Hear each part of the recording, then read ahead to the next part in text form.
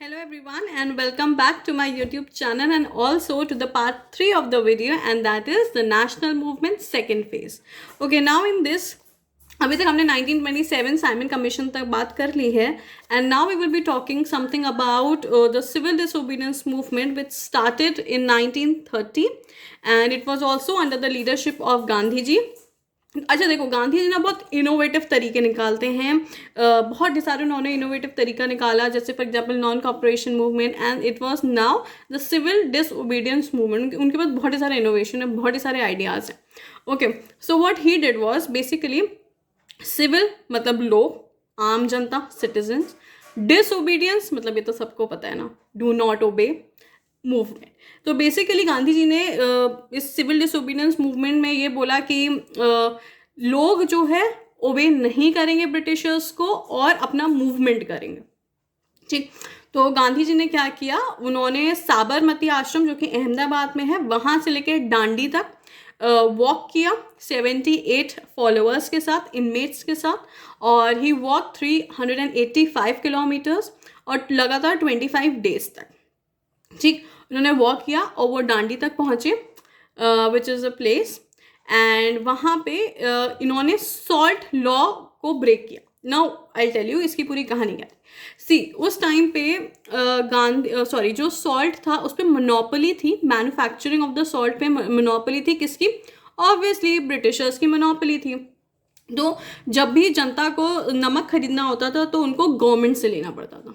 ठीक, तो ये देखो, मैं तो आप लोग के सामने पिज़्ज़ा तो रख दूँ, बर्गर रख दूँ, डीलक्स थालियाँ रख दूँ खाने की, या जिसको जो पसंद है वो रख दूँ, एंड उसमें नमक ना हो, बस उसमें गरम मसाले और ये वाले मसाले वो वाले मसाले सब कुछ है ना, एंड दिस लॉट ऑफ बटरिश है और बहुत सारा स्टफ्ड है, लेकिन उसमें नमक नहीं है. बस इतनी सी बात है, बाकी सब है खाने में. खा लोगे? बताओ खा लोगे? नहीं खा पाएंगे. Obviously it is totally tasteless, है ना. तो नमक उस टाइम पे भी और आज के टाइम पे भी it is a very big thing. ठीक है, हम उसको इम्पोर्टेंस नहीं देते, अलग बात है, बट उस टाइम पे भी बहुत बड़ी चीज़ थी.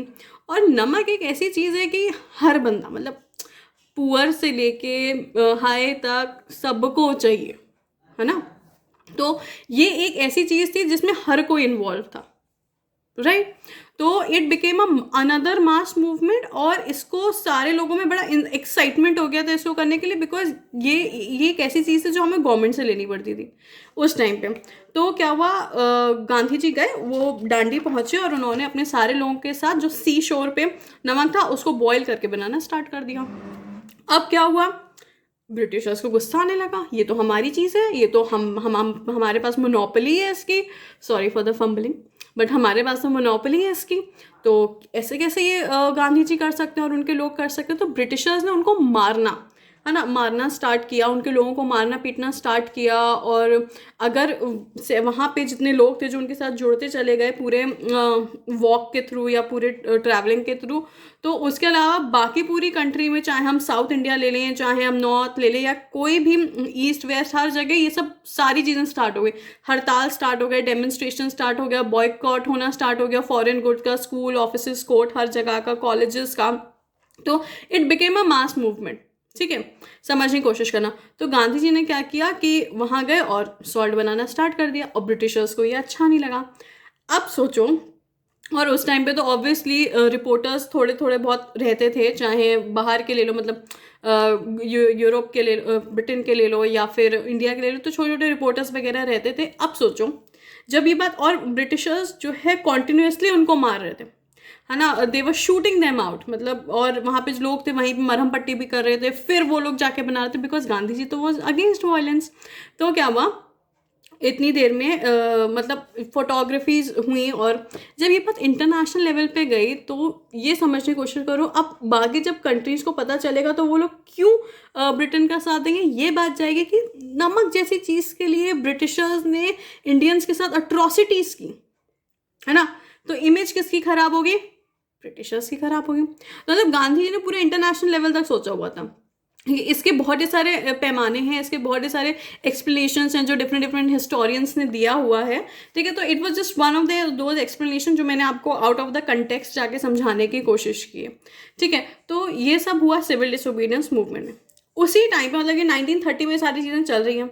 1930 में ही फर्स्ट राउंड टेबल कॉन्फ्रेंस हुई। अच्छा, ये जो ब्रिटिशर्स थे ना, बड़े अजीब अजीब नाम रखे थे, फर्स्ट राउंड टेबल कॉन्फ्रेंस, ठीक है, गोल मेज सम्मेलन, कुछ ऐसे ही होगा, ठीक है। तो राउंड टेबल कॉन्फ्रेंस हुई जिसमें गांधी जी ने टोटली उसे बॉयकॉट किया। वहाँ पे केवल Hindu Mahasabha and Muslim league पहुंचा था, उसके अलावा नो बडी पार्टिसिपेटेड, ठीक है। तो बेसिकली वहाँ पे कोई डिसीजन निकल के नहीं आया। फिर 1931 में क्योंकि सिविल डिसोबीडियंस मूवमेंट बहुत तेज़ी से चल रहा था और हर कोई इन्वॉल्व था, और ब्रिटिशर्स जो है हर जगह ये प्रॉब्लम्स फेस कर रहे थे, किसकी वजह से? इंडियंस की वजह से, बिकॉज ऑब्वियसली उनको गुस्सा आ रहा था, बहुत ही सारे लोग वो लोग मार रहे थे लाठी चार्जेस से, बट हर जगह हड़ताल डेमोन्स्ट्रेशन हम इंडियंस जितना कर सकते थे इन अ नॉन वायलेंट वे, हम सब कर रहे थे। ओके, अब क्या हुआ? फिर गांधी इरविन पैक्ट हुआ 1931 में, क्योंकि उस टाइम गांधी जी थे और उसने वॉइस रॉय लॉर्ड इरविन थे, तो उन्होंने पैक्ट बनाया कि आप लोग सिविल डिसोबीडियंस मूवमेंट बंद कर दीजिए और हम लोग जो है जितने भी पॉलिटिकल लीडर्स आपके जो इम्प्रिजेंट हैं उन सबको हम रिहा कर देंगे। तो गांधी जी ने उस पॉइंट ऑफ टाइम के लिए सीडीएम स्टॉप कर दिया। फिर 1931 में सेकेंड राउंड टेबल कॉन्फ्रेंस हुई और वहाँ पे डिफरेंट डिफरेंट कम्युनिटीज़ से लोग पहुँचे थे, कोई सिख कम्युनिटी से, कोई मुस्लिम कम्युनिटी से, कोई क्रिश्चियन कम्युनिटी से पहुँचा था, बट सब लोग अपने जो वहाँ पे गए थे लोग, जो डिफरेंट कम्युनिटीज से गए थे, सब अपने आप को उस कम्युनिटी का लीडर बता रहे थे, सब इंडिया के ही थे, but Gandhi ji was the only one who said I am representing my whole country, I am representing my country. So basically Gandhi ji वहाँ गए और उन्होंने रिप्रेजेंट किया इंडिया को, but it was a total failure. उन लोग ने गांधी जी की बात नहीं मानी और गांधी जी ने उन लोग की बात नहीं मानी, और गांधी जी जैसे ही वापस आए उन्होंने रिज्यूम कर दिया, क्या कर दिया? सीडीएम, सिविल डिसोबीडियंस मूवमेंट को फिर से चालू कर दिया। बट क्योंकि एक चीज़ जब स्टॉप हो गई थी, फिर उतनी तेज़ी से वो नहीं आगे बढ़ी, एंड बाय 1934 वो चीज़ शांत हो गई। उसके कुछ टाइम बाद 1934 से लेकर 1942 तक ब्रिटिशर्स ने बहुत चीज़ें कुछ की। गवर्नमेंट ऑफ इंडिया एक्ट आ गया था 1935 में, which is one of the biggest act, ठीक है। एंड फिर जो सबसे बड़ा मूवमेंट स्टार्ट हुआ वो था QIM, that is the quit India movement, जो कि 1942 में स्टार्ट हुआ था, एंड हिंदी में इट वॉज था कि भारत छोड़ो आंदोलन, ठीक है। और ये एक ऐसा मूवमेंट था कि जब ब्रिटिशर्स को लगने लगा that their numbers are now counted in India, अब तो भैया बस दिन ही कितने बचे हैं भारत में, और ये पूरा क्विट इंडिया मूवमेंट स्टार्ट हो गया था। और गांधी जी ने एक स्लोगन रेस किया था, डू और डाई, करो या मरो, और everybody was fueled up in the country and everybody was fighting for letting India free, for getting India free। इतने टाइम पीरियड में आज़ाद हिंद फौज फॉर्म हुआ, जो कि INA, इंडियन नेशनल आर्मी बोला जाता है, और इसके जो एसोसिएशन फॉर्म्ड बाय रास बिहारी बोस। 1943 में it was in the hands of Subhash Chandra Bose, SC Bose, but however Netaji जिनको हम बोलते हैं, but however it was a failure, Azad Hind Fauj was a failure, and उनकी एक प्लेन क्रैश में डेथ हो गई थी। एंड बट जो उनके जो साथ के लीडर्स थे, दे वर मतलब उनके तो मतलब they are said to be, they became the national heroes, and songs of the bravery were sung all over the country. देखो, अगर कोई चीज़ फेल हो गई थी, डजंट मीन कि it was a drop down situation, it was simply कि they tried their best, और ये सारी चीज़ें बहुत ज़रूरी थी। अगर ये सारी फॉर्मेशंस नहीं होती, रेवोल्यूशनरी फेजेस नहीं आते, रेवोल्यूशनरी कमीशंस नहीं फॉर्म होती, ग्रुप्स नहीं फॉर्म होते, तो भारत को आज़ादी दिलाना बहुत मुश्किल हो जाता, ठीक है। हर जगह, हर स्टेट, हर सिटी में ये एसोसिएशंस बहुत इंपॉर्टेंट थी, क्योंकि हर एक लोकल लेवल पे ब्रिटिशर्स समझ रहे थे कि इंडियंस को अब समझ में आ रहा है, and their days are now numbered in India, okay। and howsoever फिर इंडिपेंडेंस हुआ, कॉन्स्टिट्यूशन की बात हुई, कॉन्स्टिट्यूएंट असेंबली फॉर्म हुई, जिसमें कैबिनेट मिशन प्लान आया था,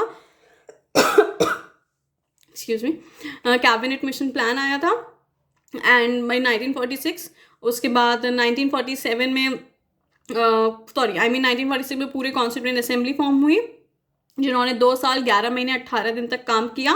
कॉन्स्टिट्यूशन फॉर्म हुई, और उससे पहले ही पार्टीशन हो चुका था, by Lord Mountbatten.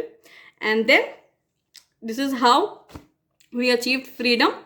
And I rest the chapter over here, and we'll be meeting in the next chapter. Thank you.